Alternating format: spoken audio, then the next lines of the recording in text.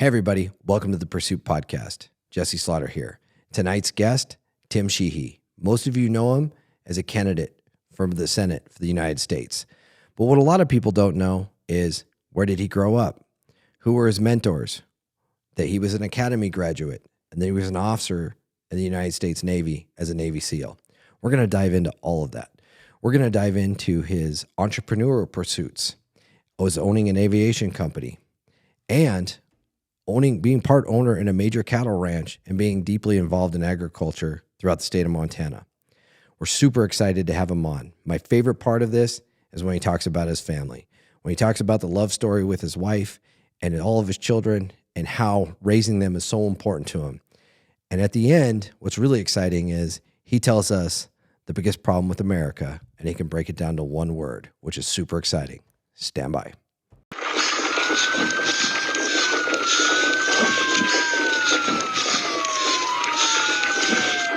9-foot pursuit. Stop! Sure! Stop!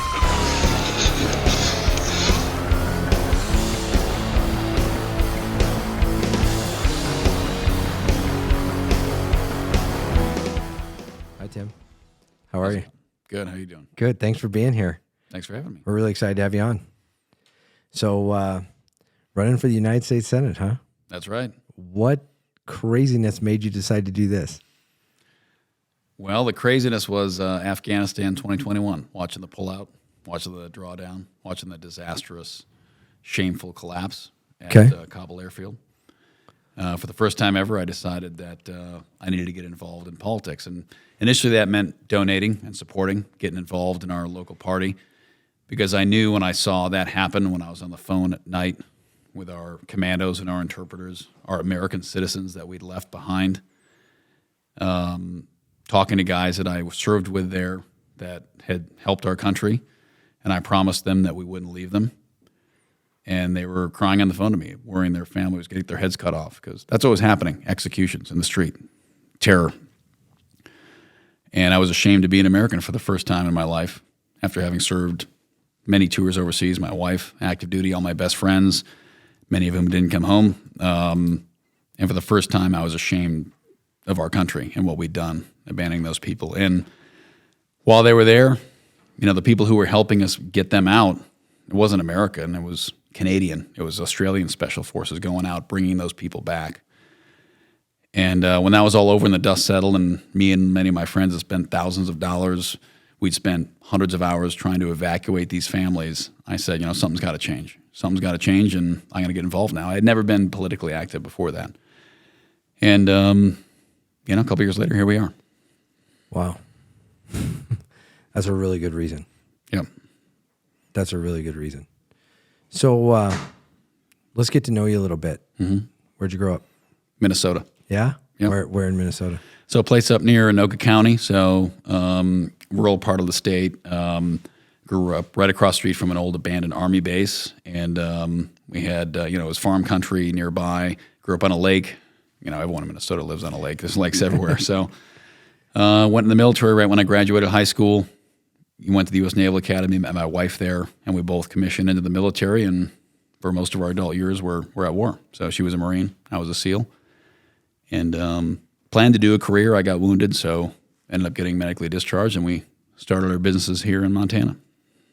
So go back to your childhood and stuff. Like, were you big family, small family? What did your parents do? We were small, 4 of us, 2 kids, my parents, really close. We were a tight family. My neighbor growing up, I didn't really have, most of my grandparents had died either before I was a kid or when I was really young, so just didn't have really grandparent involvement. But my neighbor growing up was a Korean War Navy pilot, and he really became my de facto grandpa. And my parents are awesome, still great relationship with him. No like broken home situation. It's just he became that grandfather figure I didn't have. And, you know, my parents were awesome parents, but, you know, it's always good to have that other.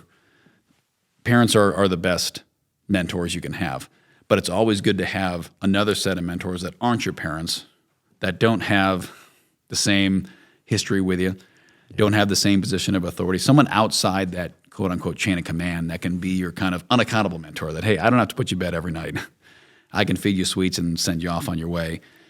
And, all through my life, I've benefited from so many great mentors. But Harry Tebow, who just died a few weeks ago, unfortunately, but led an amazing life. He was a Navy pilot, Korean War era.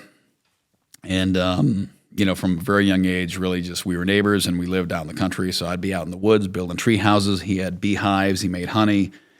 He had a Piper Cub that he'd fly. And he took me out flying when I was 8 years old.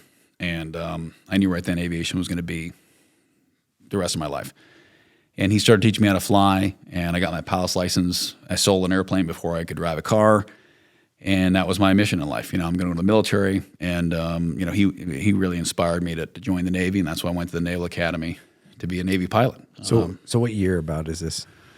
So I'm 37 now. I graduated high school in 2004, and then 3 weeks later was right in the Navy. So okay. Yep. So all right. So I was going to say Top Gun was your big motive, right? Everybody was. In the 90s, every kid wanted to be Maverick or Iceman. I'm blonde, so I was more the Iceman thing. But that's okay. That's okay. Either way.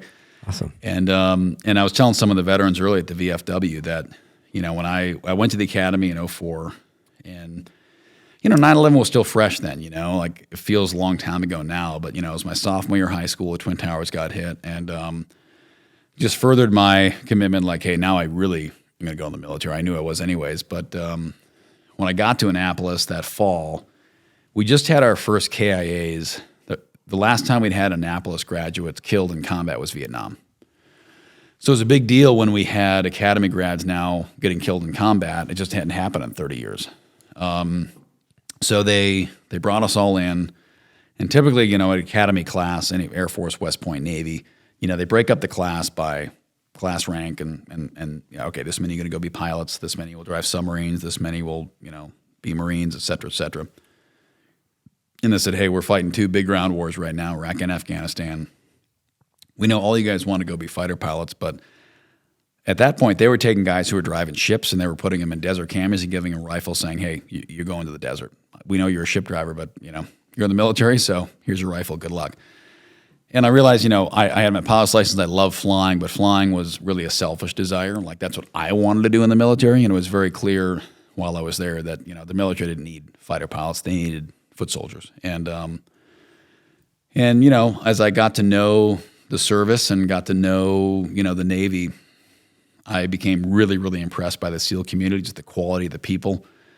There were a couple of SEALs on the yard that were there. The yard is what we call the campus of the Naval Academy, the yard. So, and they were there, and you could just immediately tell, different caliber person, high performer, just excellent, excellent people. And they give that aura around them that I want to be part of that. I want to be on that team. They walk down the hall, it's like that guy. I'd follow him anywhere. So knew pretty quickly that although aviation was my passion, like I was going to go to war. We were all going to war. There was no question the day we graduated. We were going somewhere where, there was going to be action. So I wanted to go with the best. Awesome. I want to rewind you real quick. So I'm curious. One of my best friends in high school went to the West Point. Mm-hmm. Really, really good kid. His name was Derek. And I just remember the pressure he was under. His dad was a academy graduate, and we were pretty close when we were in high school. And I just remember the pressure that kid was under during high school. He's like, I remember him telling me he'd finished all the math classes in high school. He had all his credits, and he's taking like advanced calculus. And he's like, I got to. I'm in competition, and he had to pull 4.0s on everything. He was hustling. Talk to me about that experience, and I'm also curious what drew you to the Navy. And then talk to me about that experience of how and what in the mental toughness you had to have to get to go to Annapolis to the academy. Talk to me about that. So the Service Academy application process is pretty unique. It's not just be good at school, have good grades, have good test scores. That's definitely, as you alluded to, a big part of it. But there's a whole parallel process that a lot of people aren't familiar with, and that's the nomination process, where you have to have your congressman, senator. They interview all the candidates with a board of assessment personnel, and they decide if they're going to give you an appointment. And you may have all the grades to get in, but the academy board says, or the congressional board says you're not qualified. We don't think you meet the whole person concept. You look great on paper, but in person, we don't think you can be a leader. Conversely, you could look not great on paper and be a total stud in person. And a great point of that. So a few years ago, my wife was on our Montana congressional board. I met her at the academy. She was a Marine Corps officer, so she's a grad. And at the time, I was one of the state's recruiting and assessment officers for the Naval Academy. So I was interviewing the kids who were going to go to the academy, and she was on the congressional board deciding who should be nominated to go by the congressional board. And this one kid had applied the year before and didn't get in. And on paper, he didn't look great. 3.0 GPA, didn't play any sports, wasn't super involved in all the ECAs, and the last assessment officer basically gave him like a middle of the road, he's okay. And he reapplied to go again. And when someone reapplies, you're like, okay, this person really wants it. They didn't get in last year. They've gone to a year of college. Now they're applying again. So that means this person really wants it. So I went out, when you meet with all the kids, but I met with them. And I looked at his assessment the year before, and essentially it said, this guy is not really motivated. He's not that great. I don't think we need this guy in the Navy. Sat with him and said, why don't you play any sports? Well, I help work our family farm. There was a sweet potato farm out in Manhattan, Churchill area. I'm like, okay. And we have some hay, and we do some alfalfa. We have some grass hay and some alfalfa fields and sweet potatoes. I'm like, okay. How come your grades aren't that great? Well, I'm the oldest of 6. Like, my dad runs the farm. I run it with him. I basically help my mom with my 5 younger siblings. And, for 3 months a year, I have 8 farm hands I'm in charge of managing. And I drive a $1 million combine. And in the fall, I lead hunting groups to keep the family's business going up in the mountains, hunting mountain lions and everything else. So I'm like, this guy, as a 17, 18, 19-year-old kid, he's handling millions of dollars of equipment, overseeing people, helping raise 5 kids, and he's single-handedly leading hunting groups up in the mountains to go hunt mountain lion and elk and everything else. So the level of responsibility he had in his life was not being encapsulated by a score sheet. Right. Because the GPA didn't look great. He wasn't a varsity athlete, so on paper they said this guy must be a lazy loser. In reality, we had an incredibly strong, mature, capable young leader that was being lost in the system. So I was able to write him a fantastic review. I didn't get him in. He got himself in, but I allowed the process to see who this kid really was. And my wife made sure the board saw it, and now he's a Marine Corps platoon leader, a Naval Academy graduate, and couldn't be prouder. That's a great story. That's a great story. I think there's so many people misrepresented in America like that. We always talk about, what the far left sometimes wants to talk about, and that's, this group and that group, and sometimes those people, they're not working really hard to get anything. But there's this group that you're talking about. I've said this forever, this underrepresented group in America that's just killing it. And they just haven't had their chance yet. And those are the people. I always say grit's more important than anything else. And that kid sounds like he had a ton of grit. 100%. And, when you want to talk about SEAL training, I was a Ranger too, went through Ranger school and all that. I mean, you get guys in SEAL training who are Olympic athletes, literally. They're on Olympic teams. Huge performers, studs. And they get in the SEAL training and they quit. Because it's not about the best performance. It's not about swimming the fastest, running the fastest. It's about swimming the fastest every single day for 12 miles at a time. It's about running the fastest. When you don't know how fast how far you have to run, these athletes have a specified performance. Hey, here's when you're going to run and how far you're going to run. Here's the parameters of the game. So they do their warm-up routine. They can stretch and, okay, I got to run that far. I got to run a mile. I got to run 400 yards. Like, no, just run. What do you mean? Just run. Keep running until I tell you to stop. And that mindset shifts from physical excellence to grit, to mental resilience. And it becomes less about excellence and more about resilience. Absolutely. So what drew you to the Navy? What did I read? No, what drew you to the Navy? What drew me to the Navy? Sorry. Yeah. I said, what did I read in the Navy? Well, I read a lot of things, but... Start with every textbook. Yes, yeah. So, a lot of things, it's kind of hard. I think every kid, like my wife, wanted to be a Marine. And she tells her story. Literally, she was a gymnast. She was a world-class gymnast. She went to an air show as a kid, and they were the Marines. They have their recruiting thing to this day where they have a pull-up bar, and then the Marines are standing there normally with their T-shirt and their camouflage pants on and say, "Hey, come do pull-ups." And as a 7-year-old, my wife hopped up and did 20 pull-ups. And they're like, and the gunnery sergeant's like, "Hey, young lady, you should be a Marine." And like from there, it's like, "Yep, I'm going to be a Marine." And that was it. So for me, honestly, as annoying and silly as it sounds, it was like, yeah, as a kid, you watch Top Gun. You're like, hey, right. Navy, like fly Navy pilots. That's it. And as I got older, though, and I started to mature and became, matured beyond just, I want to be Maverick, I want to be Iceman, starting to realize that the Naval Academy specifically as a commissioning source. So for those listeners who aren't familiar, if you're enlisted, you've joined up, gone to boot camp, and you are an enlisted member of the military. As an officer, you've gotten a commission, which means the President of the United States has commissioned you as an officer in the United States military. So of commissioning sources, you can go to OCS Officer Candidate School, you can go to Reserve Officer Training Corps, which is ROTC at a regular college, or you can go to a service academy. There's a couple other more obscure routes like for medical officers and stuff, but those are the 3 primary paths to become an officer in the military. Traditionally speaking, the academies are considered the most prestigious paths. A congressional nomination to get in, you graduate as an active duty commission. And as I grew, the Navy, the Naval Academy, West Point, you go in the Army. And the Army basically is a graduate of West Point, infantry, artillery, military police, aviation. Go to the Air Force Academy, you're either missileer, you're a pilot, you're a logistics maintenance officer, intelligence. Naval Academy, you can be a Marine. You can drive submarines. You can fly jets. You can be a SEAL. You can be explosive ordnance disposal. Go to medical corps. Like the scope of what's available is pretty wide. And then, of course, obviously, as I told you, my neighbor growing up early on as a Navy pilot, like he was my mentor, one of my role models. Right. I'm like, well, Harry was in the Navy.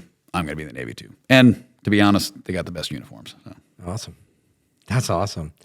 I always ask people that question because I never served, so thank you. Well, you do serve. Law enforcement is the front lines. I'm tracking you, but in the military. Mm-hmm. And so I always ask, because I'm always curious, because, it's law enforcement, there's similar things. Well, why'd you go here? Right. Why'd you go there? And so people have their different whys, and their whys tell a lot about their character, about who they are. Mm-hmm. Okay? And just from talking to you, one of the things I extracted from you is you're really not too wrapped up around what you were going to do. You're more wrapped around in finding a way what you'd best fit to serve, but you also want to make sure you enjoy yourself at the same time. Because I think that's important. Yeah. Right? If you love something, you're going to be good at it. Absolutely. You just are.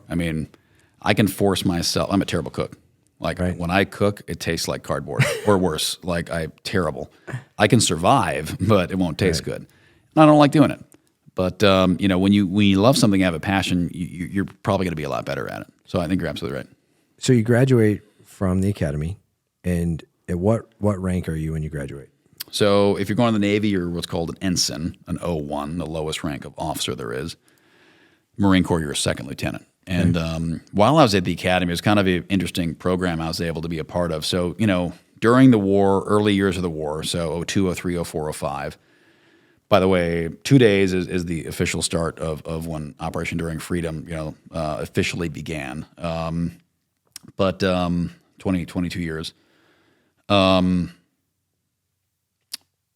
the early parts of the war, counterterrorism. So for the first time, really and forever, we were seeing the really wide usage of special operations forces. Because before this war, everyone knows about Navy SEALs now. They know about Delta Force and Green Berets and Rangers and everything else. But prior to this war, it was really obscure. The special operations community was kind of on the fringes of the military. And, previous generations like the 60s, 70s, 80s, like to join special ops was a career ender. They're like, hey, you're never going to make rank. You're never going to be successful in the military. Like that's where kind of the weird snake eaters went.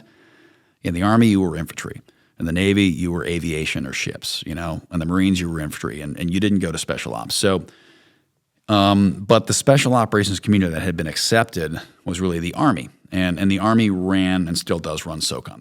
They're by sheer amount of size. The Army Special Operations Command has about 65,000 people in it, and including support staff. Shooters, actual operators, you've only got probably 4,000, 5,000 of that, but maybe 10,000. But The rest are logistics, support, intelligence. The Navy's SOF community is like 2,000. Very small in comparison. So we're always working for the Army. As a SEAL, you're always working for the Army. You're either working for a Green Beret officer, a Ranger, a Delta guy. At some point, you are saying yes, sir, to an Army officer. So during the early years of the war, it was the first time we'd been jammed together as a community. Normally, SEALs were just working in the water, doing maritime missions. Army would do land, and we'd rarely cross paths. You know, 02, 03, and 04 especially, once Iraq kicked off, the demand for Special Operations Forces was just way outstripping supply. Rumsfeld wanted the light footprint, and globally, from Africa to South America to Middle East to Southeast Asia, the highest concentration of Muslim population at the time was in Indonesia, Jakarta area. So we had tons of deployment down in Southeast Asia because there's a lot of extremism there.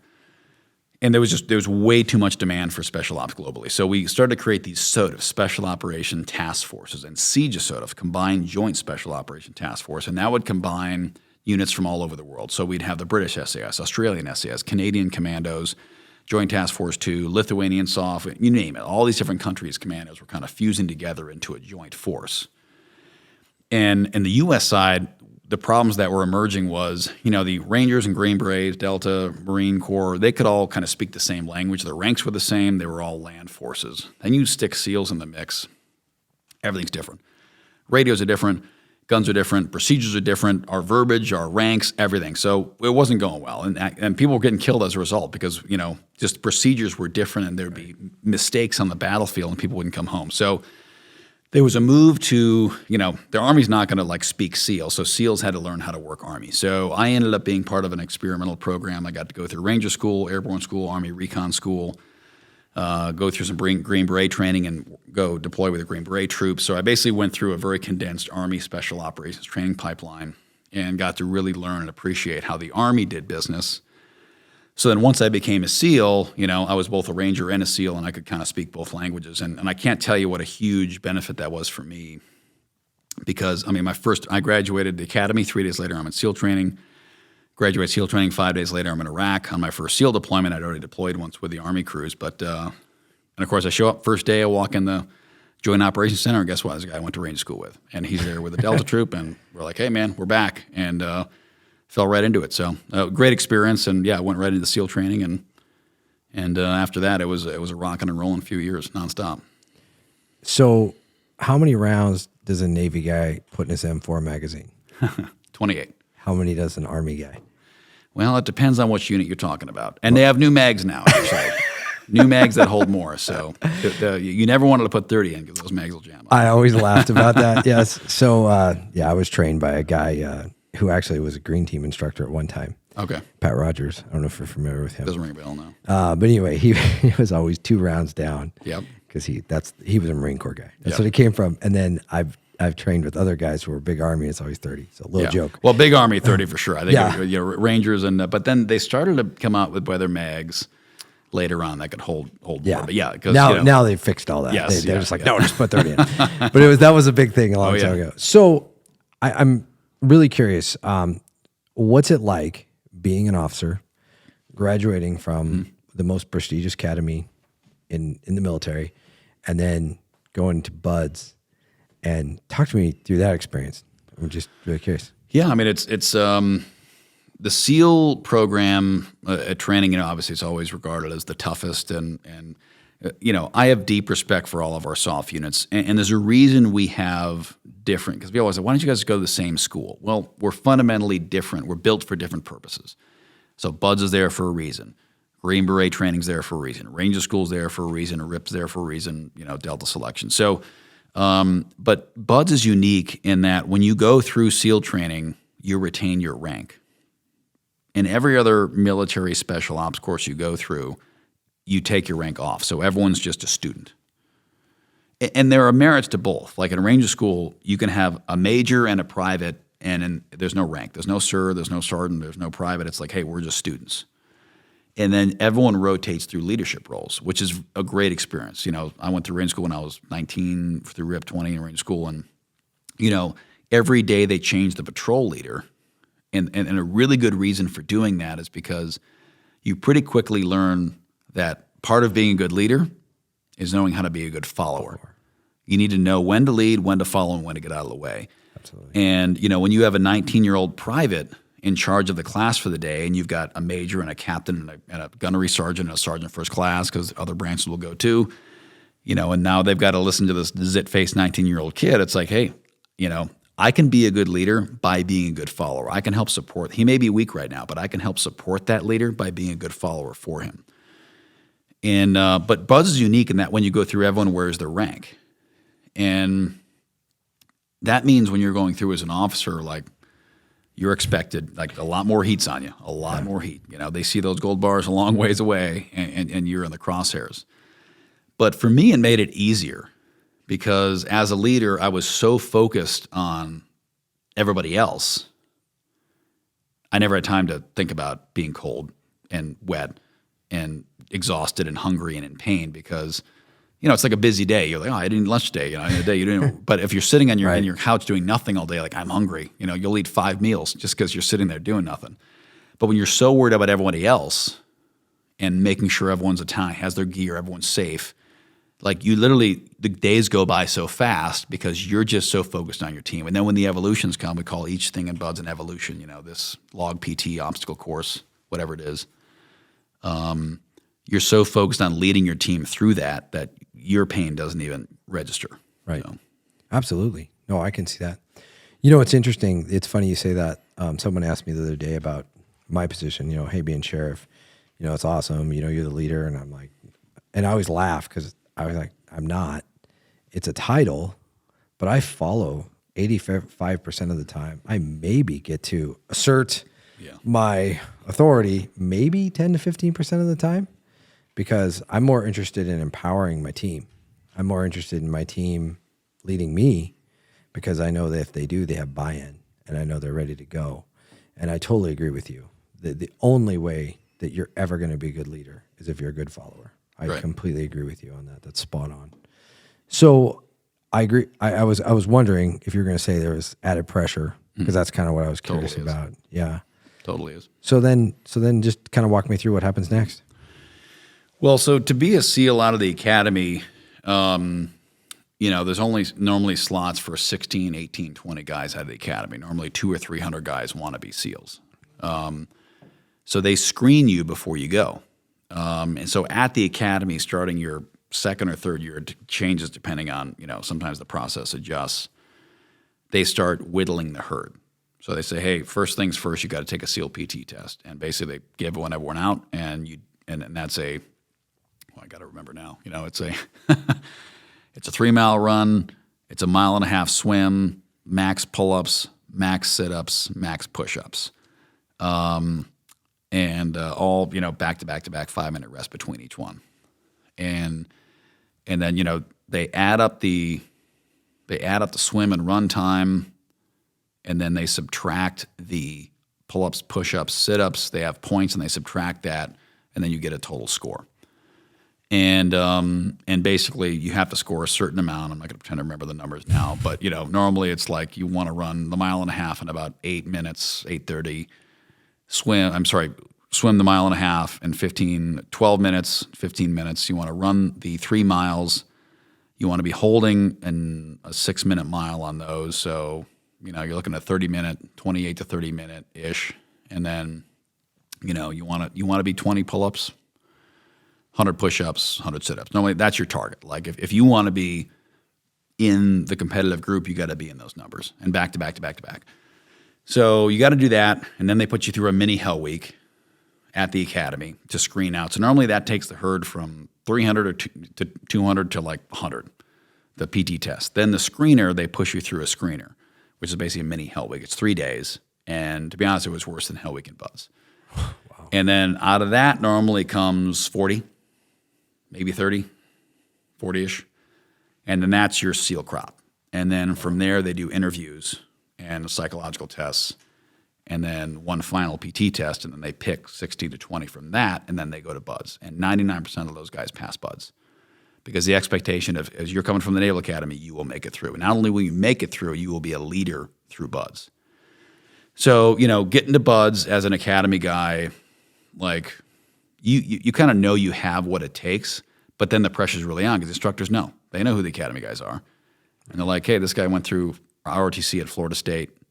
Like, he didn't go through the academy process. This guy came from the academy. The expectation is you're going to lead this class. You're going to crush every PT test. You're going to be the best diver. You're going to be the best shooter. Expectations are high. So you show up with that on your head. But no, it's a great experience, and it's an honor to show up. Obviously, right off the bat, our class started with 370 folks. We were the biggest SEAL class ever in history. It was huge, just tons of guys. Because we were at that point in time, SOCOM wanted more. What class number was that? 272. Okay. They wanted more of everything, more Green Berets, more Rangers, more Delta, more PJs, more CCTs, everything. So they were like, we need more, just everyone jack up your output. And the SEALs were not criticizing any of the other units, but the SEALs were the one group that really were like, absolutely not. We will change no standards. We will change nothing about how we screen our people. If they make it, they make it. So their solution was, we'll just drive up volume. And it actually didn't work. Like, we started with 370 some people and we graduated 32 at the end.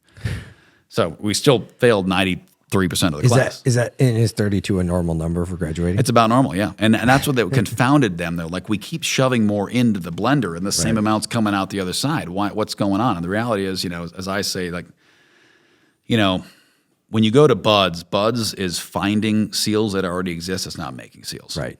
It's in there. It's in someone's soul already. You're not gonna make them. You are burning down the bullshit that sits around there. You're melting the wax to find out if there's a trident inside those people when they already show up. Right.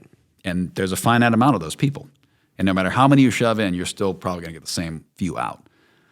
Now, after you melt that wax and you find it, that's when you start making a SEAL. Once you've screened it and you've blowtorched that wax figurine and you've found this trident, then that's when you start building the SEAL on top of that. And that takes years, many years. Right. And we're going to talk about that because I want to go to the next segment here. But first, let's take a quick break before we do that. If you're passionate about firearms and the Second Amendment like I am, one of the best places in all of Montana to go is Mitchell Supply. Jim and Tammy Mitchell have been running this gun store for decades. They're major supporters of the Second Amendment, and they're major supporters of our community. And obviously, they're supporters of this podcast. For all your firearms needs, go check out Mitchell Supply today. Your health journey is as unique as you are. The Peak Great Falls has everything you need for your fitness journey. They are your partner in wellness, with a top-notch facility, an expert staff, and a very welcoming vibe. Locally owned, community-driven. Join them today. One of the best family-owned businesses in Great Falls is Schulte's Coffee House. They have amazing coffees, frozen yogurts. You can even stop in and fill up your car. They are a full-fledged convenience store and are world famous for their chicken and my wife's favorite, the Bosco sticks. Go check out Schulte's Coffee House today. Your health journey is as unique as you are. The Peak Great Falls has everything you need for your fitness journey. They are your partner in wellness, with a top-notch facility, an expert staff, and a very welcoming vibe. Locally owned, community-driven. Join them today. The Double Barrel Cafe is all about you, the amazing people of Cascade County. With every purchase you make, they give back to our community. Every bite and sip fuels their mission. Let's make a positive change, one cup and one bite at a time, because the Double Barrel is not just a cafe, they're building a better community. When deciding who I would trust for the technology component of this podcast, the choice was simple: Information Systems in Montana. Whether purchasing products for business or when I had them build me a new MacBook to catch child predators, they delivered, creating a solution for my exact needs. Contact Information Systems in Montana today. Are you looking to replace those floors in your home? Or maybe you're doing new construction? The place I trust is Contract Flooring Carpet One. This is a locally owned and operated business here in Great Falls, and they are committed to serving you and giving you the very best prices and the very best product and service. Go see Contract Flooring Carpet One today. If you haven't noticed lately, Cascade County is booming, and one of the places I depend on to get all my construction needs is Builder's First Choice. Whether you're a contractor or a do-it-yourselfer, Builder's First Choice has everything you need. Stop out and see their amazing staff for all your building supplies today. All right, and we're back. So probably the next segment we're probably going to move into is what happens after you go. I mean, everyone sees all the publicity about buds and everything like that. What happens afterwards? Yeah, well, it was a good question. I mean, when I went through training, it was before, obviously after Bin Laden raid, SEALs were everywhere, TV shows, books. It was crazy. And to be honest, we got overexposed. And sometimes I hate saying I was a Navy SEAL because I was like, oh, great, I'm so sick of hearing about Navy SEALs. And I don't blame them. We've definitely, especially a handful of our communities, really just taken the brand. And for me personally, I'm very passionate. Like the Trident, the SEAL Trident is a symbol that is not mine. I don't own it. It's not, you'll never see it on any of my campaign, any of my business stuff. It's not mine to share. I was a steward of it for a while, and many people came before me that wore that symbol, fought with it, died with it on, and I'll never use that symbol. But when I went through, SEALs were still kind of like, literally one time I was in the airport, and I was like, oh, you're a Navy, what do you do? I'm a SEAL. She's like, oh, what does that mean? So now we're famous, but we weren't at the time. But when you finish training, you get your Trident at the end of the BUDS is the first 6 months. Then you go through SEAL qualification training. And that's where you really learn all the high-end technical skills to be a SEAL. So, advanced, combat clearance, free fall parachuting, advanced scuba diving, all this more, sexy skills, as one might say. And then you go to your team after that. And during those years in 08, 09, 10, 11, 12, with both wars raging, I went right to a team that was already deployed. So I graduated, got my Trident, drove from a team in Virginia, drove from California to Virginia, hopped on a plane, and was in Iraq, a day later. So, wow. And that was just the op tempo that was going on. That was the operational requirement for our community. So then you join a team, and obviously you're a new guy on the team. For me, having already been with the Ranger community for a bit, I went right overseas, joined up with my team overseas. And just given the manpower requirements at that time, there was less of kind of a divide of like new guys, old guys. It was like, hey, I don't really care. Like, can you carry a gun? You know what you're doing. You're here. Let's go.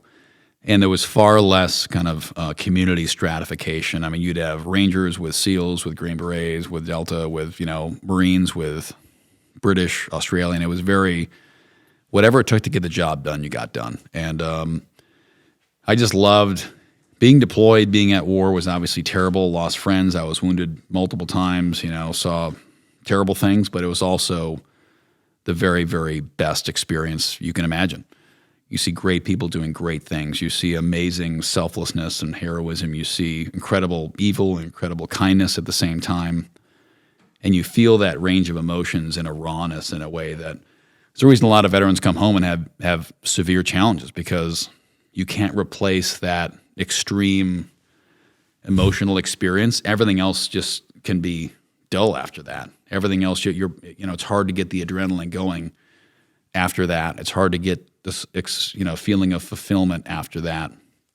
So it was great. I was honored to serve overseas, did many deployments all over the world, and it was so many of the people I served with, it was just humbling to have been able to been there with them.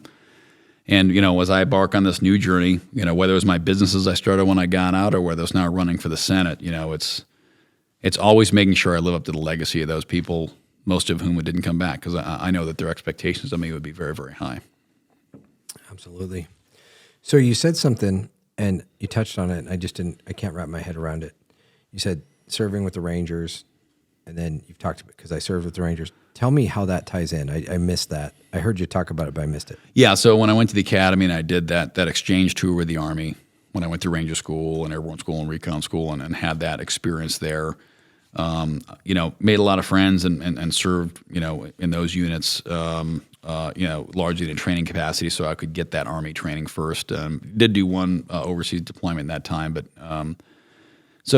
was able to get a lot of interoperability experience with those other units that we were working with. So while you were in the academy, you did an overseas deployment?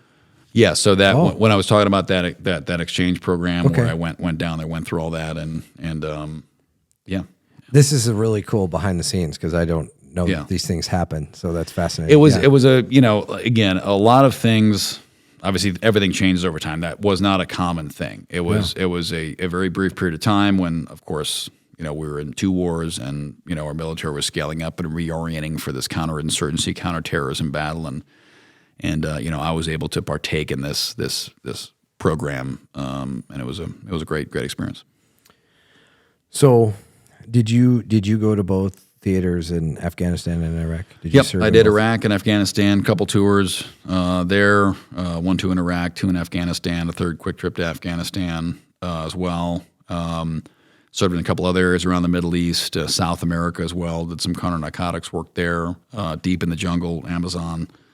A couple places in South America, and then Pacific. I was a mini submarine pilot. One of my tours, I was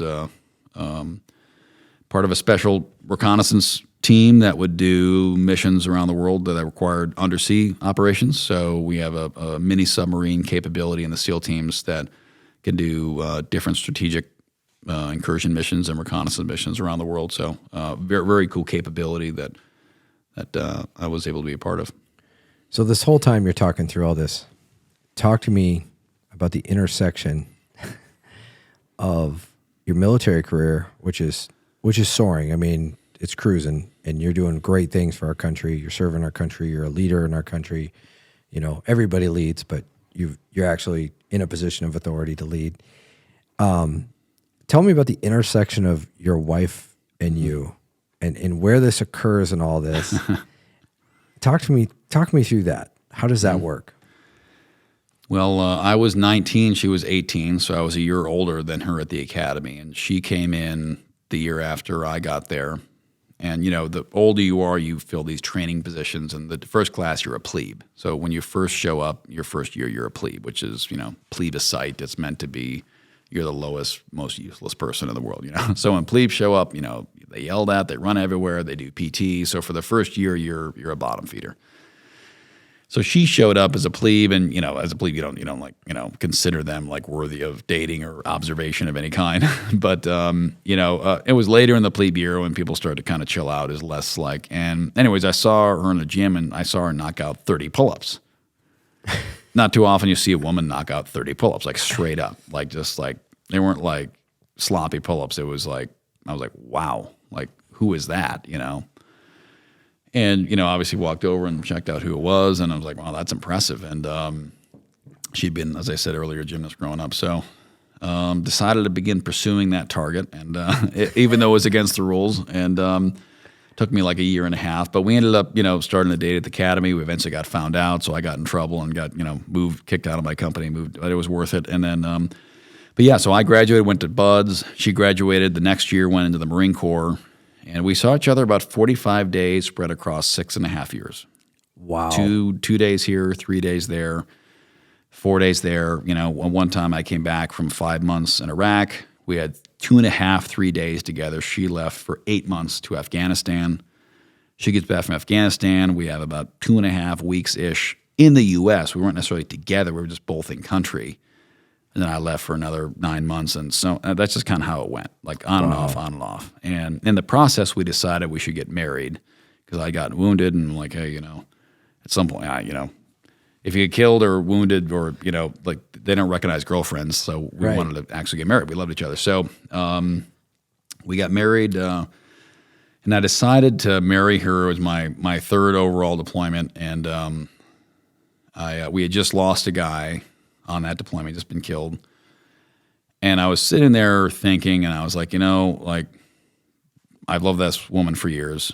I'm lucky that she's considering even like hanging out with me. So no time like the present. As soon as I land home, she's going to pick me up at the airport. I'm going to ask her to marry me. I didn't have a ring because it's Afghanistan.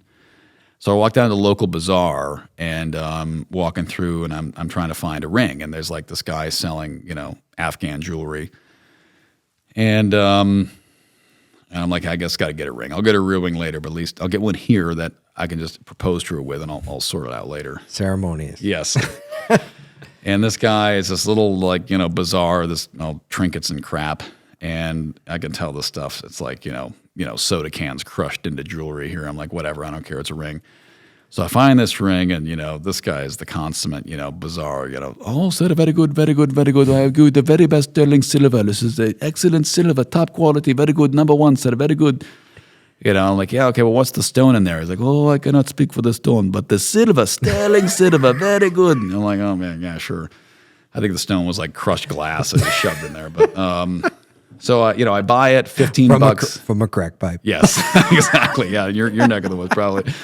But $15 was what I didn't. And sometimes when people were bored on base, they'd go down and bargain with these guys because like it was fun to just bargain. So he said $15. I'm like, well, $15. I'm not going to bargain. Here you go. Here's $15. So we land home. She picks me up on the plane. I step off the plane, and I'm like, I didn't really have a plan. I literally bought the ring, and I'm still in my uniform, my camouflage uniform. I'm like, well, whatever. I'll just do it right here in the parking lot, So I asked her to marry me. Obviously, she said yes, and then she left 2 days later on her deployment. So it was like gone, and did her whole deployment with this. Like her finger was green because it was all fake, crappy. Oh yeah. And but she figures out in deployment that we can get married through the mail because it wasn't officially marriage. And I'm like, how? She's like, well, there's this state where you can get married via double proxy. You know what state it is? No. Montana. Oh. Only state in the nation it's legal to get married Well, via double proxy. It's the freest state in America. That's exactly right. I keep saying. Land of the free. It So if you notarize your forms, I was at the time in, I briefly had to go to Iraq for a quick trip, but I think technically when I signed the document, I was in Nevada and she was in Afghanistan.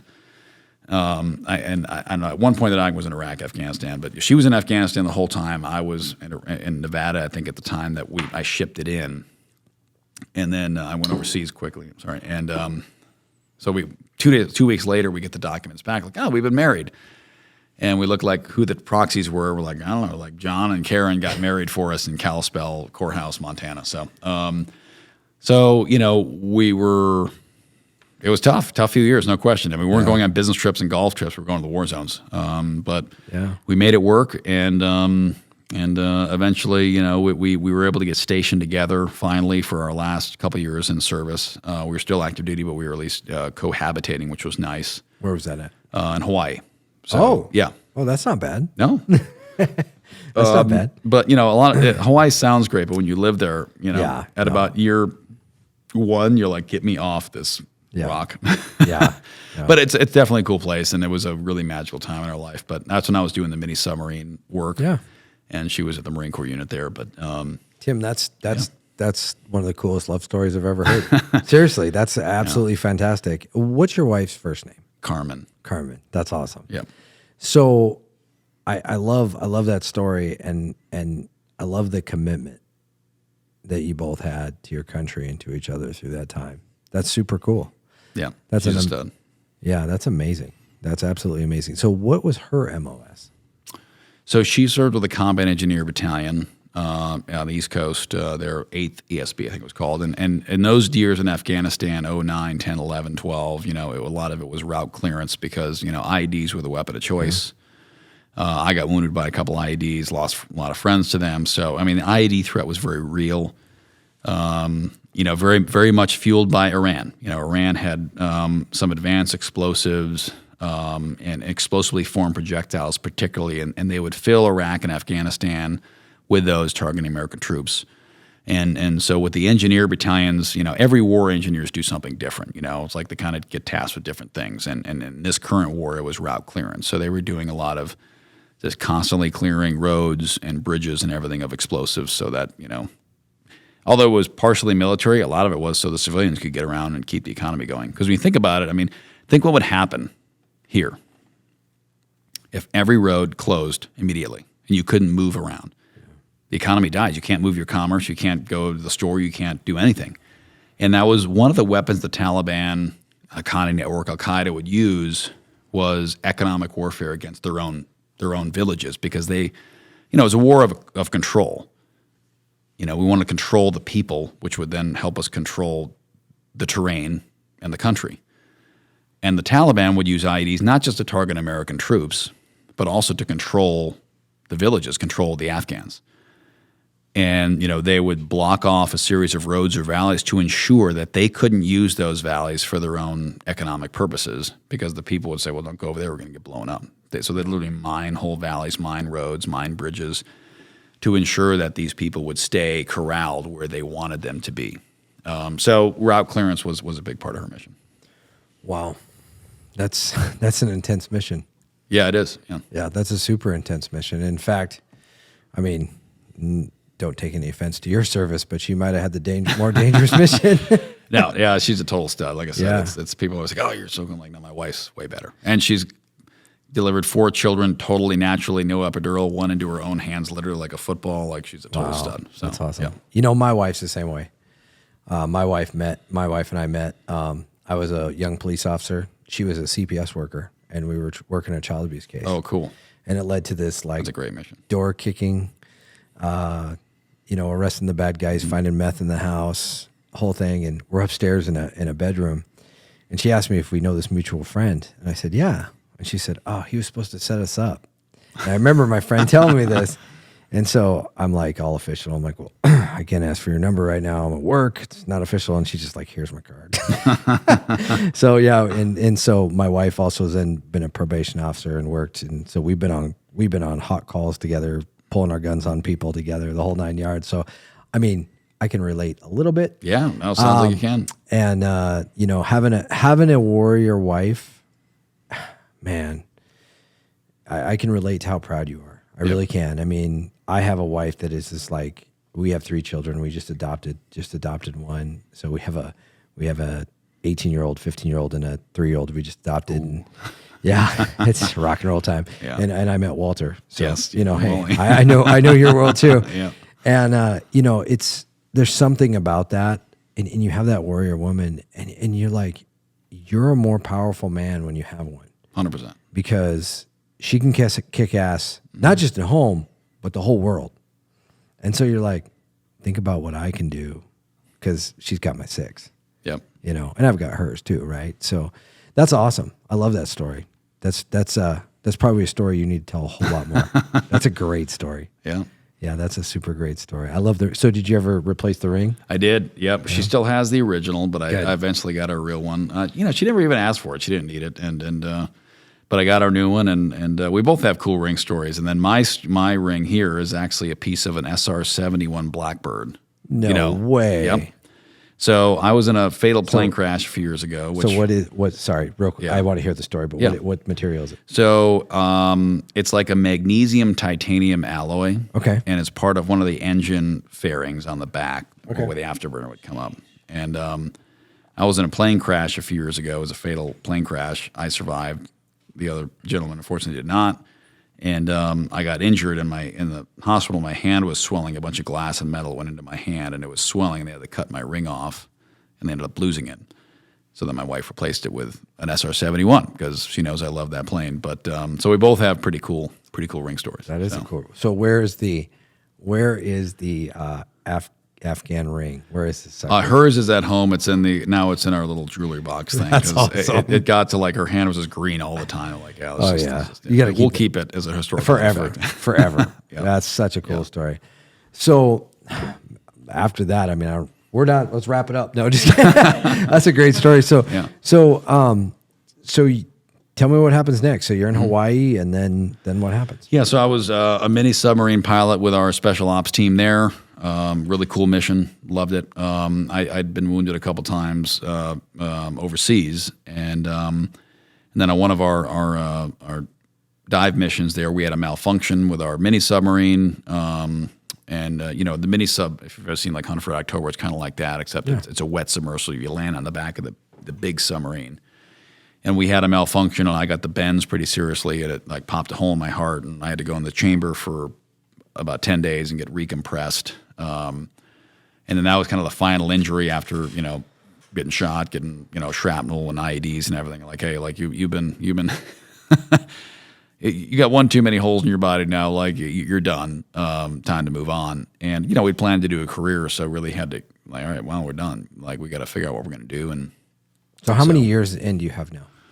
Well, including all the academy time, 2004 to 2014. So about 10 and a half years when I got out, uniform. So, Yeah, but a lot of miles. yeah, it was a very condensed period of time. I mean, it was, and I mean, like I said, it's a terrible time, but I was also incredibly fortunate during those years. I mean, there were SEALs and that served 20 years that never got to do a mission, or that served 30 years and did 2 or 3 missions, and then during those times I was in I did hundreds of them. It's time to do four operations a day, Right. hitting targets, coming back, hitting targets, doing. So I had a tremendous operational career in a very short period of time, just kind of where I was and obviously what was going on geopolitically, but also just, being at the right place at the right time or wrong place at the right time. And So now we're talking 2014. yep. Okay, so we've military-wise as a country, we've killed bin Laden. Obama's still president. Okay, and now you're going to transition into civilian life, right? So before we get to that part, which I'm really excited about, let's take a quick break. Sure. If you haven't noticed lately, Cascade County is booming. And one of the places I depend on to get all my construction needs is Builder's First Choice. Whether you're a contractor or a do-it-yourselfer, Builder's First Choice has everything you need. Stop out and see their amazing staff for all your building supplies today. When deciding who I would trust for the technology component of this podcast, the choice was simple: Information Systems of Montana. Whether purchasing products for business or when I had them build me a new MacBook to catch child predators, they delivered, creating a solution for my exact needs. Contact Information Systems of Montana today. One of the best family-owned businesses in Great Falls is Schulte's Coffee House. They have amazing coffees, frozen yogurts. You can even stop in and fill up your car. They are a full-fledged convenience store and are world famous for their chicken and my wife's favorite, the Bosco sticks. Go check out Schulte's Coffee House today. If you haven't noticed lately, Cascade County is booming. And one of the places I depend on to get all my construction needs is Builder's First Choice. Whether you're a contractor or a do-it-yourselfer, Builder's First Choice has everything you need. Stop out and see their amazing staff for all your building supplies today.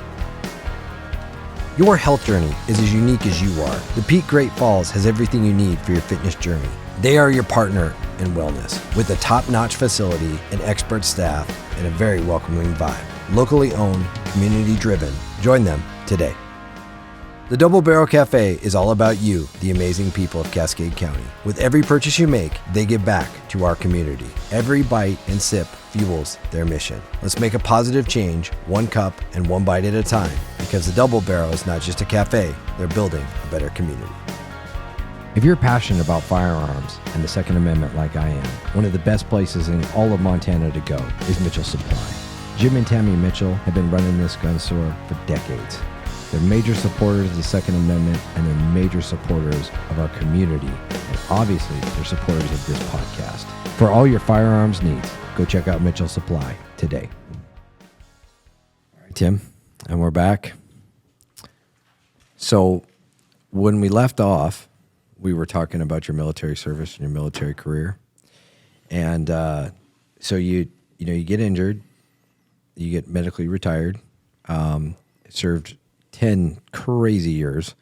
So talk me through the transition into civilian life. Does your wife transition with you? How does this work? Talk to me through this. Yeah, we both decided, it's a tough decision to make. We'd both kind of envisioned careers in the military, but obviously that was at an end. So we had to decide what we were going to do. And, I looked at a lot of different options. As a SEAL, there's always things like the agency. There's different, intelligence jobs, there's contracting, and actually there's become a very strong link between the SEAL officer community and like the finance community, like Wharton Business School, Harvard Business School. But, I was honestly over all the military stuff. I loved being a SEAL, I loved my SEAL team, but at the same time, like if I'm not going to be a SEAL, I don't need to be doing this stuff. Like that's the top of the top.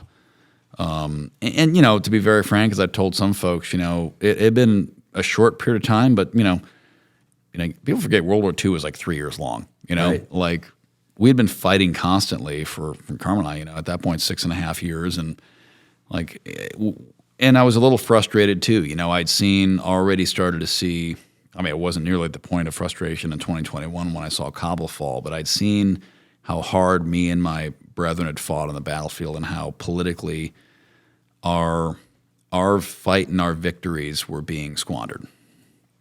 And, when I had to look guys in the eye and say, hey, here's what we got to do for this mission. Here's what we're going to do today. We may not come home. And when you got to lead people and tell people like, Ben Tiffner, who, I carried off a plane and handed to his family in a box, when you've got to interact with families when they've lost their son, their father, their husband, their brother, and then you see those sacrifices, especially, I mean, look what's happening in Washington today. I mean, we have a lot of people there that are not taking their role seriously. They're not taking their responsibility seriously, the weight of the office they have.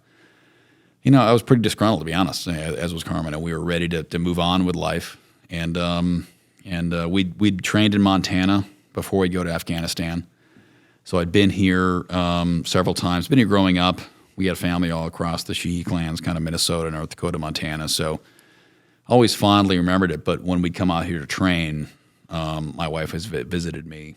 And we'd start in Twin Bridges and basically do the whole Continental Divide up to Glacier, high-angle shooting, sniper work, climbing, rope rescue, everything, just all mountain tasks. And we decided at one of the times she'd visited me, like, hey, you know, if we ever get out of the military, we should live in Montana or in this region, the Mountain West region. So I had this idea for a business I'd seen. You know, as I said earlier, I grew up flying, and we were overseas using aerial surveillance aircraft to support our team on the ground. And I saw that technology had a lot of potential if it could be made cheaper and more user-friendly. So I decided to start a company to take that and apply it to non-military tasks like border security, search and rescue, et cetera. So I started Bridger Aerospace in 2014, and it was every cent me, my wife, and my co-founder had. You know, in the military, especially during the war years, you're getting combat pay. You're not taxed when you're in the combat zone. We've basically been in the combat zone for 6 years straight. You don't have much overhead because when you deploy, you put everything in a storage unit and you save everything. So, you know, we had a nice little 6-figure nest egg, and we just booted off our company with that. And we bought our land there, you know, kind of a triangle between, you know, Manhattan, Belgrade, and Churchill. We're kind of like right in the middle of that triangle there in the Gallatin Valley.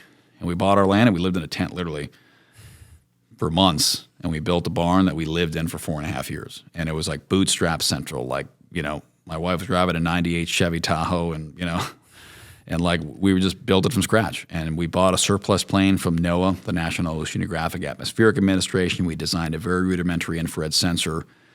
And the mission was to take that capability we'd seen and used overseas and apply it to public safety tasks. And the original mission was the border.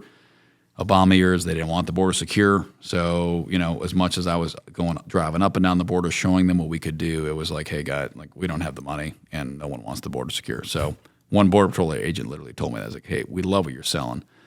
We'd love to use this, but there's no interest in it right now, the current political environment. And it did me a great favor because then I basically went home and I was just about out of money. And at about that time, the Forest Service had seen one of our demonstrations, said we'd love to get you on some fires with your infrared camera system on your plane. And the rest is history. We went on our first fires in 2015. They loved the capability. It was extremely enhancing for the mission. We bought a second plane, a third plane, a fourth, and we just started bootstrapping. Didn't take any money out of the company, just rolled it back in. All veteran founding team. A lot of MSU interns who we couldn't afford to pay up front. We just didn't have the cash, so we gave them equity in the company. And, as we grew, we spun one technology company out, sold it. We took one company public. So all that equity those kids had, we were millionaires in their mid-20s, because the smart one's like, hey, I can't take your cash, but I believe in this mission. I'll take my 1% stake in the company or, whatever it was. And we built an amazing team, created about 450 jobs, globally. I've been operated at 1.4 continents, countries all over the world, based here in Montana, and most of the jobs here in Montana. A lot of veteran employees. And it's been an amazing journey, and it's always mission-driven. I mean, our companies are always about the mission. We started aerial firefighting, protecting the West. Our aerial firefighting infrastructure is very antiquated, or was a long time ago. I mean, we're still fighting fires like it's the 1970s. So we were bringing in surveillance technology, software, video downlink, the super scoopers, and really advancing our ability to effectively attack wildfires and protect people in the Mountain West. And then we spun some of that technology off to the military and helped them enhance life-saving systems for our troops. And it's just great having a mission, And then we, as we grew our farm and ranch, we started to acquire more land, and was really focused on land conservation, but also food security, because, we hear so much about, hey, we got to bring call center jobs back, manufacturing jobs back. We got to bring our semiconductor manufacturing back. All true, all important, but we don't talk about the fact much that 80% of our processed meats are run by 4 giant corporations, 3 of which are foreign owned, corporate and foreign ownership of farmlands growing exponentially. The meat packers. Right, and we're losing control of our nation's food supply chain. Yeah. And so one of our companies, we focused on doing that as well. So love having a mission around everything that we do. Okay, Tim, no offense. Don't take offense to what I'm about to say, but wow, you glazed over that like, so it was a Tuesday and we decided to buy some planes and fly over and do some stuff. I admire your leadership, and I admire your and I know you're driven. You can see that. You're hungry, you're driven, you're always hungry. You're just like, I can tell you're just that person, and so you went from zero. You had six-figure nest egg, but 6 figures in 2014 isn't much. No, it wasn't. And taking that and turning that, there's two things that struck me with what you talked about.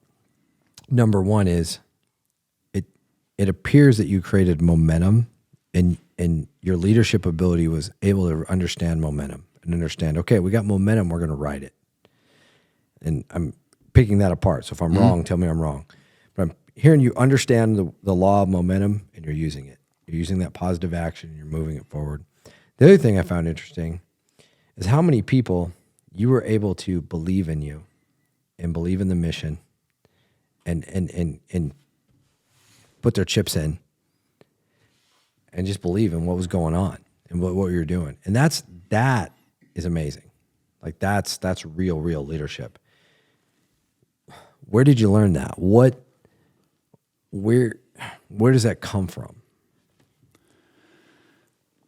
Well, you have to start with the why. When you're going to whether you're going to send people to enter a hostile compound, or you're going to tell people to get into a firefighting plane and go fly a treetop level over mountains that are burning, or whether you're going to tell people to join a startup with no pay, start with the why. And, this guy out there, Simon Sinek, very smart guy. He does these business Simon. things. Yeah.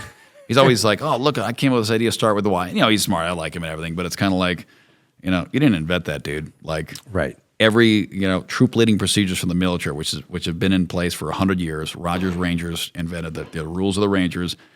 Every mission statement, every mission planning starts with why. Like literally the first thing when you're going to load a room full of troops and say, hey, we're about to go take that hill over there. When you go through basic leadership school, whether it's Ranger School, Officer Candidate School, the basic school, literally that's what they call it in the Marines, or the Naval Academy, the first thing you do as a leader, a sergeant, a lieutenant, a captain, why? Mission statement. Here's why you are sitting here. Here's why we're about to do the mission we're going to do. And then here's how, and here's where, and here's when, and here's who. And I think a lot of business world haven't had many cases the privilege or the honor of military experience, or they haven't been through, as you know, just with your, friends, and like you said, your friend at West Point and others, and probably similar in law enforcement. In the military, everything you do, every time you're promoted to a new rank, they literally send you to a school to learn how to be that rank. All right, you're a sergeant, here you're going to sergeant school. Here's what your expectations as a sergeant, lieutenant, captain, major, general, whatever it is. And, basically you're given a book, here's how to lead. And that doesn't make you a good leader. There's thousands of people that have gone through that and are still crappy leaders, but it does give you some basics to work with. And I think with business, too often they don't start with the why. They start with the what, or the how, or the how much, or the when. And it's kind of like you're asked backwards on how you're trying to fit these people in. And I think I only wanted to have businesses that were pushing a mission forward, and I in no way looking down on anybody that's any other kind of business. I honor anyone who's a business owner. I know how hard it is. I know, creating jobs is the greatest American honor you can have. But I wanted companies that were doing a mission that really, really moved the needle and mattered. And aerial firefighting is a passion. I love it. I love flying our water bombers, and it's a great mission. Our technology for the military that protected our troops, securing our food supply chain, I'm passionate about, and all these things I love to be involved in and love to do. And I think when we put that mission first and constantly have that as like the North Star for the staff, it's on the wall. Like what's our mission? Save lives. What's our mission? Protect our troops. What's our mission? Feed America. Whatever it is, like the staff needs to be just constantly reminded that that's the mission. And what it does, it doesn't just train the staff, it also attracts the people that want that. Because a lot of people want that mission. They want a purpose. They want to know why they get up every day, and especially why they're going to work. Yeah. And some people don't, and if they don't, then they're probably not people we want on our team anyways. So I think having that mission super clarified and just so present every day, and starting every meeting, starting every all hands talk, starting every here's the mission, here's why we're here. I think it creates that continuity of spirit and that focus and leadership. It just helps you get the job done. You know, it's interesting. I couldn't agree with you more. I spent my entire career and my entire life, and if I'm not making an impact and I'm not changing the world, and I don't mean changing my own community. I mean that's part of it, but making an impact, big impact, then I don't feel like I'm worthy of being here. And I sense a lot of that from you, and it's one thing I want to applaud you on. It's a heavy burden. And people who don't recognize that and don't recognize that every day you get up, your gears are turning. Your gears are turning. And they just don't shut off. I've been around a lot of leaders and a lot of people, and they're leaders by title. They're leaders by, default sometimes. But the true leaders, their gears are always turning. They're always looking. They're always, like, okay, how do I make a bigger impact? And it's not about them. It's about, okay, like, I really care. I really want to make an impact. And I'm hearing a lot of that. And that's good stuff. Yeah, and the best leaders are always emergent leaders, and we call that when we do, team evaluations, especially, when I was a SEAL officer. Sometimes we'd go back to the academy to run the Hell Week. I talked the mini Hell Week for guys that wanted to be SEAL officers, and the emergent leader. When you take 20 guys in the middle of the night, throw them in the river, get them freezing cold, and tell them, hey, move that pile of concrete bricks and those bags of concrete, and that big barrel of 55-gallon drum, filled with water, with nothing but your hands and your teamwork, move those things a mile down the road. And totally agree. What happens? And you just, and there's no right way to do it. There's no easy way to do that crappy task. It's just, you're going to see how they manage it as a team. Who's willing to get a compound fracture in their leg trying to move this stuff? Like, who's the one who's just like, it's not, I'll do whatever it takes. And then you're like, okay, that's the one. And who steps up to lead? Yeah. And then also who follows? Because sometimes, as we thought, the best act of leadership is knowing, hey, I'm going to shut up right now and follow. Like, I know sometimes as a business and then meeting, all right, my chief investment officer, I need to shut up and get out of his way and let him speak, because he knows, I don't know anything about capital markets or a public company. He knows what he's talking about. He needs to drive the conversation. I need to support him. Absolutely. Have you ever read Jocko's book, Extreme? Yeah, Jocko put me through officer training. Yeah, awesome. Have you ever read Extreme Ownership? No, I haven't read his books because I heard him talk to me for enough that I know what they'll say. So in his book, what you're just saying, he tells the story of the boat cruise. Yep, exactly right. And you know the story. For those of you, go read the book. It's good. Yeah. But the boat cruise and how that whole dynamic changes. And it's true. It 100%. Is. It's 100% true. And it's so simple. But part of the hardest part, I think, that I get frustrated with is the lack of urgency. The lack of that this has got to get done now. The lack of, people don't understand their potential. They always limit themselves, and they always say, okay, we can't get this done. And in the first, you're like, you sound a lot like me. And if you tell me it can't be done, I'm damn going to terminate you. I'm going to prove you wrong. Thank you for the challenge. I just won. Mm-hmm. And I'm sensing a lot of that. So you got this aviation company, this little tiny, couple planes flying around, doing some great things. I'm being sarcastic. Yes. So spin me to agriculture, because this is I'm passionate about agriculture. So am I. I did not grow. I grew up on a farmstead.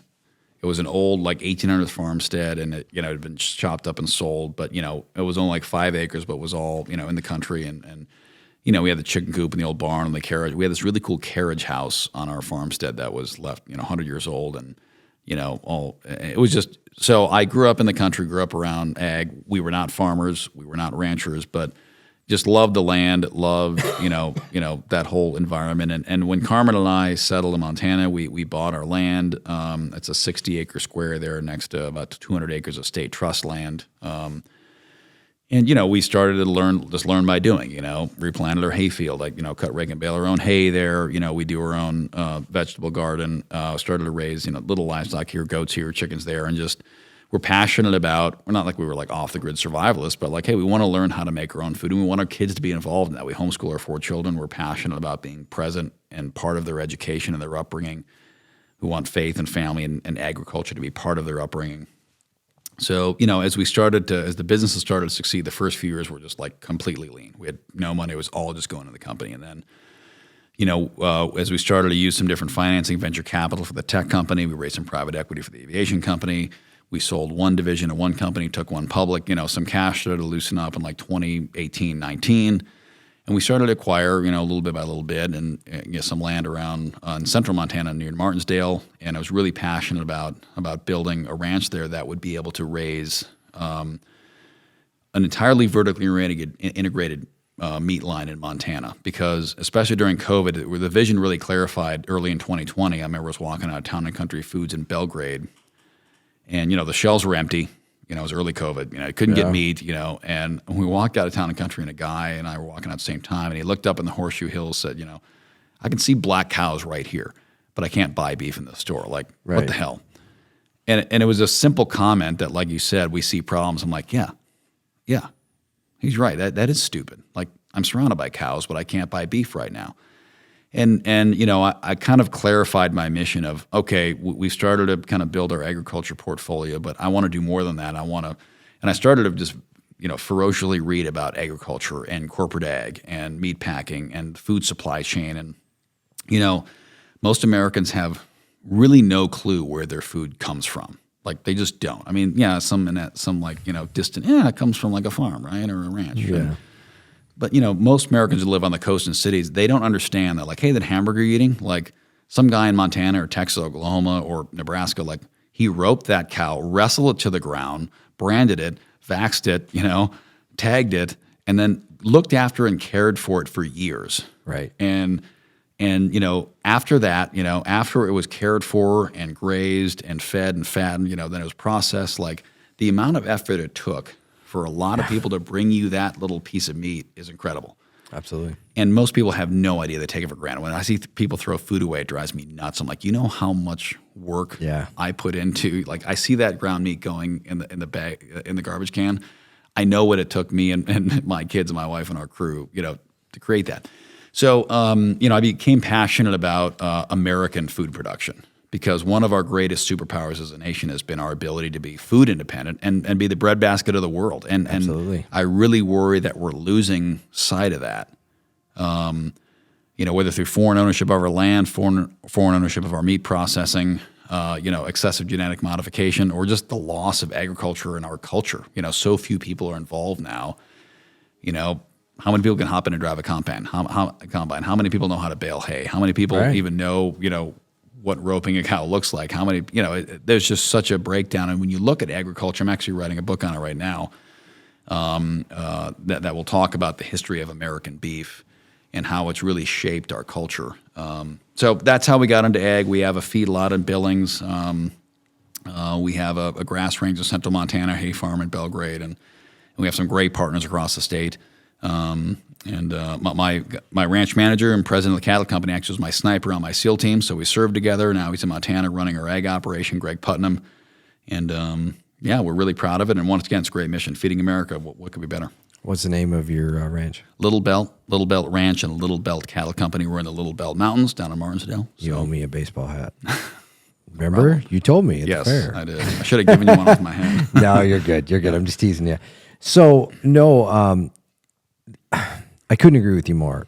I absolutely don't believe there's anything more important. I first of all, from just a fitness thing, I'm into healthy eating, right? I'm watching what I'm eating. I'm putting good things in my body.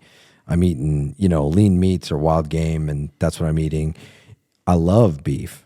I love beef. It's my favorite thing, and beef is great for you. And anybody out there who says it's not is wrong. Here's the problem.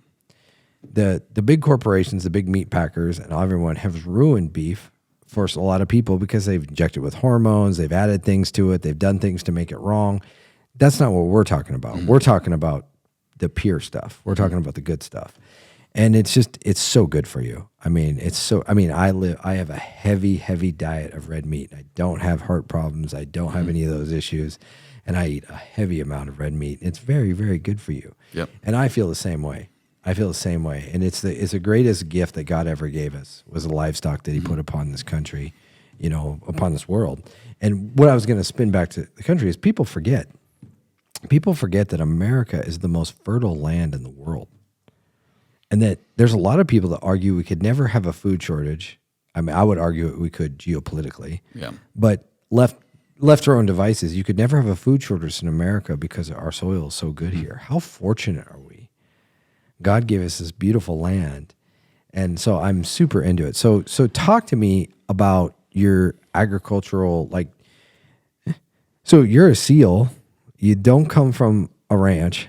And you decide, I'm going to dip my toe in this business. Well, I did it with every other business, so may as well just do it there too. Well, you know what though? Hey, I can relate. I mean, I was a police detective who became sheriff overnight, and you cash in your chips and you go, right? You read about it, you learn it, you own it, and you go. I can totally relate, but I'm curious about the process. So you're doing aviation stuff, which is a far cry from agriculture. And you decide, okay, here we go, Carmen. We're gonna go. Tell me. I'm interested about the mindset and educational process. It actually was the first thing that came. We bought our land first because what drove us to this mission of we're gonna move to the middle of nowhere somewhere. We wanted to raise our kids on the land in the country. We both grew up in kind of rural settings, and we both hey, we want our kids to grow up in the country. We want them to grow up so you moved to Gallatin Valley. Well, outside of the, so that's an interesting story. Outside of Los Angeles. We wanted to do Lewistown. So that was the intended location of Bridger Aerospace. And I, met the guys in Lewistown, great friends. And the problem was, we were trying to use the old B-17 hangar there in Lewistown to base our company. Okay. Perfect facility. There's not actually that many, there is now, but at the time there was not big hangars in Montana.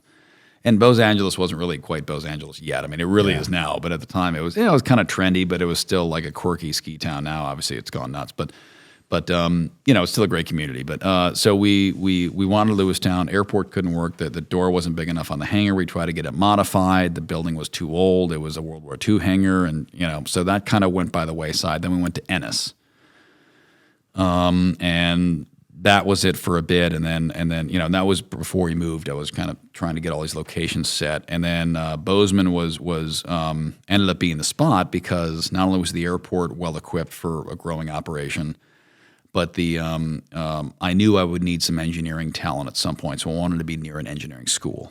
Right. And boy, how literally it was a guess, but engineering school, yes. Not an engineering school, the engineering school in America. And I was like, I might need some engineers. I better be close. Well, I'm like, 200 engineers later, thank God I was in Bozeman. So it ended up being absolutely the right decision. Go Cats. Yeah. Sorry. So anyways, that's where we bought our land there and then built our, but yeah, so agriculture was always there and that's what we wanted to be. That's why we moved to Montana. That's why we moved, and it along with our business and life, it just kind of grew with us. So who manages the ranch in Martindale on a day-to-day basis? So I mean, we're there as much as we can be, especially obviously with this new job I'm auditioning for. It's less, but 2 to 3 days a week, we try to be there, try to be in Billings, at the feedlot there, 1 day a week, 1 day every other week to help out there and just be involved there. And then of course, our primary residence is out at the hay farm, our 60 acres there with a 200-acre trust land right next to it, and that's where. So we're kind of all over the place, and that's part of the reason we homeschool the kids because we're kind of bouncing around chasing cows everywhere. And absolutely. And but we're if I could live anywhere I want to live, I'd love to live up in Martinsdale. Obviously, I have a semi-large company now. I have to be present for it, but I love being up on the ranch. My kids are all deeply involved. Just the other day, my 7 and 9-year-old, actually, they just turned 8 and 10 in the last couple of weeks. They went out and, they herded about 250 head on their own on horseback, That's awesome. Like they know how to move cows and they know how it works and they can help brand. So So it's great. So we're proud to do it, and like I said, the supply chain integration has been really exciting to get done. So how do I get out there for branding? I'll text you. You'll Awesome. be there. Yeah. Awesome. I love branding. Yeah, it's fun. It's the greatest thing ever. So you got all these businesses, and I'm not going to ask you how many acres you have or how many head you have. Good. I was going to say that. Because that's sacrilegion. Yes, it is. And I will not ask that. So I might ask questions around that, but I won't ask that. Well, it's actually been funny on that quickly. It's been funny because, obviously now that I'm running, there's lots of people taking shots at me. And, so I, the first rule, one of the unspoken rules, you don't ask rancher how many cows they are or how many acres they run. No, you don't. When we started to lean in the campaign, of course, opposition press, was like, oh, you're a fake rancher. You actually don't have any acres or have any cows. I'm like, yeah, no, we have a lot of acreage and we have, quite a few cows. And they're like, yeah, but we don't believe you. Prove it. And we're like, what do you mean prove it? They're like, well, we think you're a fake rancher and we're going to publish an article that says you don't own any cows and you're just a poser. So I'm like, all right, I'll send you a yard sheet of all of our cattle, and then to prove it, like, hey, here we go. And then, of course, the Republican article saying, here's exactly how many cows, Tim Sheehy owns. And all the ranchers are like, you're not supposed to say that. I'm like, damn if I do, damn if I don't, You are. Yeah, but you are. But yes, no, you yes. are. So when are you going to build a feedlot in Cascade County?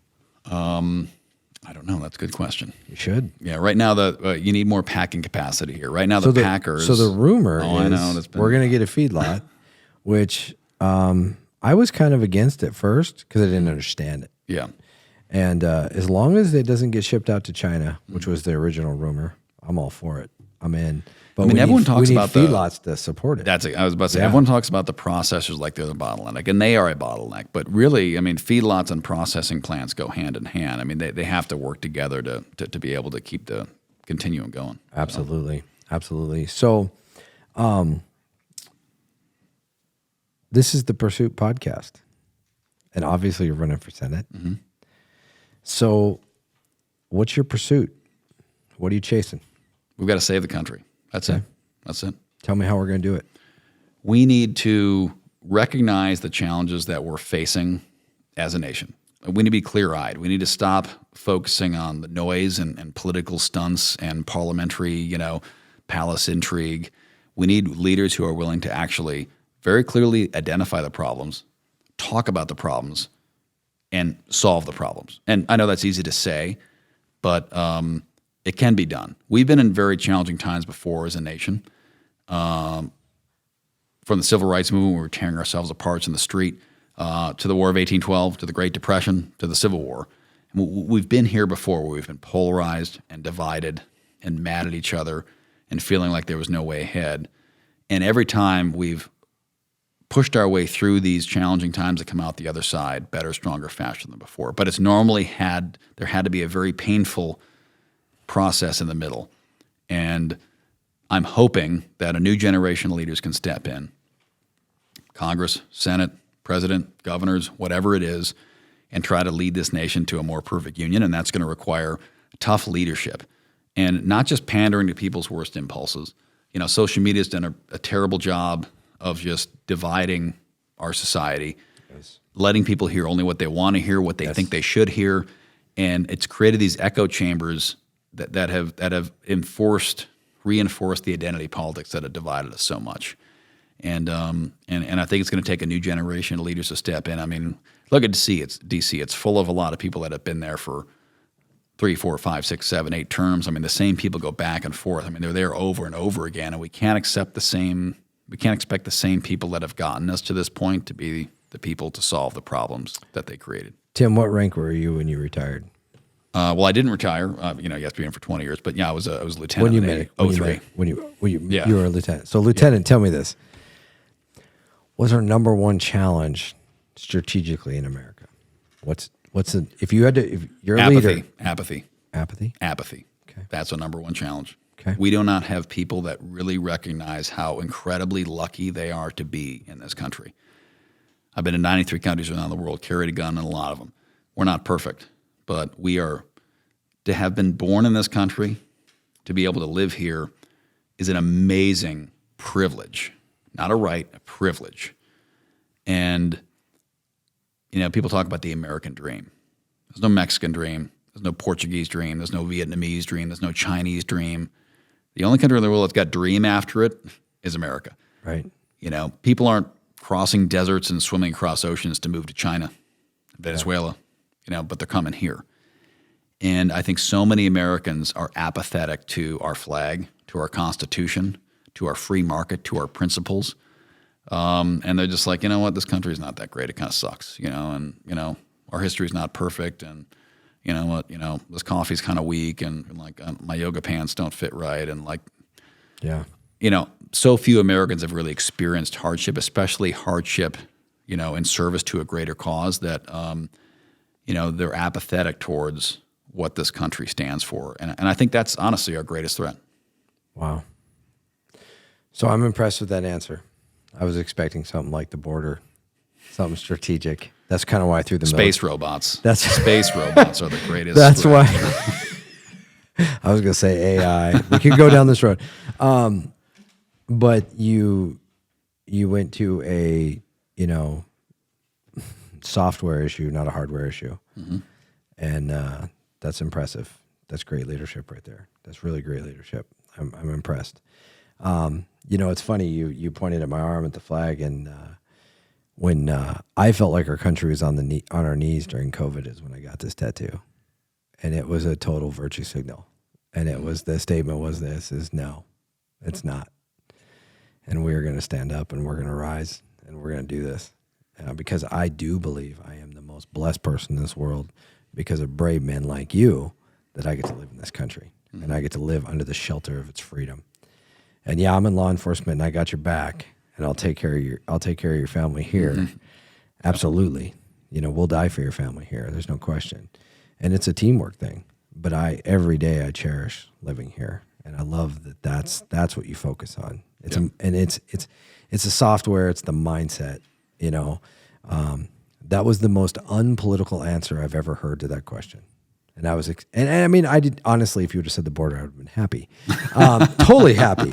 Because the border is a dumpster fire. But that was the most impressive answer I've ever heard to that question. So, but I mean, think about that basketball player last year when, unfortunately, I don't remember her name. I'm not going to try to remember. But yeah. The female, the WNBA. Exactly. Yeah. And she was, you know, got arrested in Russia. And, you know, she had a history of kind of, you know, left wing. I don't like America. America sucks. You know, I'm black. So, you know, my ancestors were mistreated and therefore I'm going to carry that grievance forward. And, you know, that's a fair position to take. But, you know, she came home and said, I've never been so proud and happy to see that flag when I set foot back on American soil. And yeah, that's right. You don't, and I think, like I said earlier, you know, we're going to have to go through pain.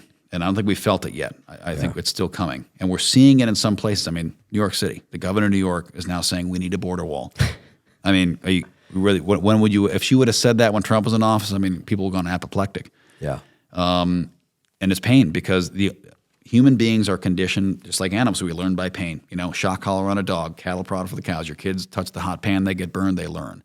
Yeah. And now we're learning that, you know, we're starting to feel those guardrails of when we forget what this country is about, when we forget how privileged we are to be, when we start hating our own country and our own flag and our own Constitution and our values and our God, and we're so focused on ourselves. When you look inward, it's like I talked about being an officer in Buds. It's easy to get through as an officer because you're so focused on everybody else, you forget about your own pain. As Americans now, we're taught to worship this and what comes out of that, and I want to talk about me. It's about me. It's how I feel. It's about my truth. It's about my feelings, what I want. And it's not about what's better for everybody else, what's better for the country, what's better for your community. And I think we're going to have to feel that pain. I think it's starting now, and it'll be a painful few years, but we'll get there. Yeah. No. I mean, that's a lot of truth. That's a lot of truth.